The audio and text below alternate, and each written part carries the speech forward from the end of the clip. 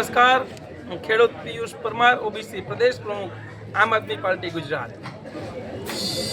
ભારતીય જનતા પાર્ટીની આ સરકારે ચૂંટણી સમયે જનતાને ગુમરાહ કર્યું અને ચૂંટણી પતી ગઈ પછીના દિવસોમાં માનનીય દેશના વડાપ્રધાન હૈદરાબાદથી ભાષણ કરે કે પેટ્રોલ ડીઝલની બચત કરવી જોઈએ, ત્યારે ત્રીજે દિવસે સોમનાથમાં એક મોટી સભા રાખવામાં આવે છે, જેમાં 400 બસો અમદાવાદથી અને ગાંધીનગરથી બોલાવી અને પોતાનો રોડ શો કરવામાં આવે છે.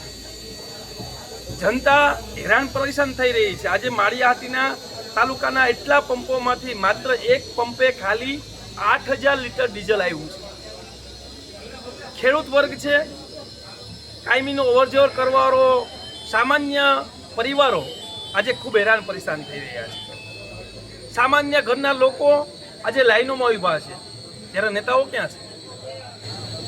જે મતરૂપી ચૂંટાઈ ગયેલા આગેવાનો અને સત્તામાં બેઠેલા નેતાઓને મારી વિનંતી અને ટકોર પણ છે.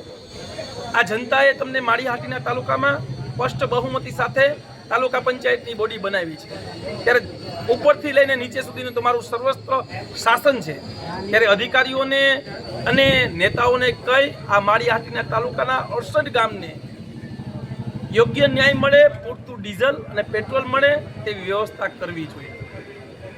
અને હું જનતાને ત્યાં સુધીના મેસેજ આપવા માંગુ છું કે હંમેશા માટે કોઈ પક્ષ કે વિરોધ પક્ષ ક્યાં સુધી તમારો અવાજ ઉઠાવશે? તમારી સમસ્યામાં તમારે હંમેશા માટે લાઇનમાં જ ઊભવું છે કે આવનારા સમયમાં આપણો અવાજ અને આપણી માંગણી લોકોએ ખુદ રજૂ કરવી પડશે? આજે આ હજારોની સંખ્યામાં લોકો અહીંયા ઊભા છે, એની મારી એક જ ટકોર છે કે અહીંયા 8000 લીટર ડીઝલ છે, એમાંથી 6000 લીટર દેવાઈ ગયું છે, માત્ર 2000 લીટર ડીઝલ છે. આ જ લોકો નેતાઓની ઘરની બહાર બેસી જાય ને તો હરેક વસ્તુનું સોલ્યુશન થઈ શકે છે. આ જ લોકો સાંસદના ઘરે બે, આ જ લોકો ધારાસભ્યના ઘરે બે, આ જ લોકો જિલ્લા પંચાયત અને તાલુકા પંચાયતના ચૂંટાયેલા પક્ષના સમર્થકોને ત્યાં બેસે તો 110% રિઝલ્ટ મળે એમ છે. અને બીજા નંબરમાં મેં અત્યાર સુધીમાં નોંધ કર્યું છે, ત્યારે બીજેપીના કોઈ પણ એક નેતા આ લાઇનમાં નથી. એમને ડીઝલ અને પેટ્રોલ ક્યાંથી મળી જાય છે, ત્યારે જનતાને કેમ નહીં? આ ખૂબ મોટો પ્રશ્ન છે. જય હિન્દ, જય ભારત.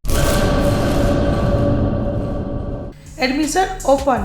ઉમા એજ્યુકેશન ટ્રસ્ટ સંચાલિત ઉમા વિદ્યાલય ગુજરાતી અને અંગ્રેજી બંને માધ્યમમાં શિક્ષણ આપવામાં આવે છે. શિશુ મંદિર 1 અને 2 સાથે એલકેજી અને યુકેજી તથા ધોરણ 1 થી 12નો અભ્યાસ અમારે ત્યાં કરાવવામાં આવે છે. ઉચ્ચ માધ્યમિક અભ્યાસમાં આર્ટ્સ અને કોમર્સ પસંદ કરી શકો છો. સંસ્કૃતિ અને સંસ્કાર સાથે આધુનિક શિક્ષણ. બાળકના સર્વાંગી વિકાસ માટે રમતગમતની સાથે સાંસ્કૃતિક કાર્યક્રમો અને સ્વઅભ્યાસિક પ્રવૃત્તિઓ કરાવવામાં આવે છે.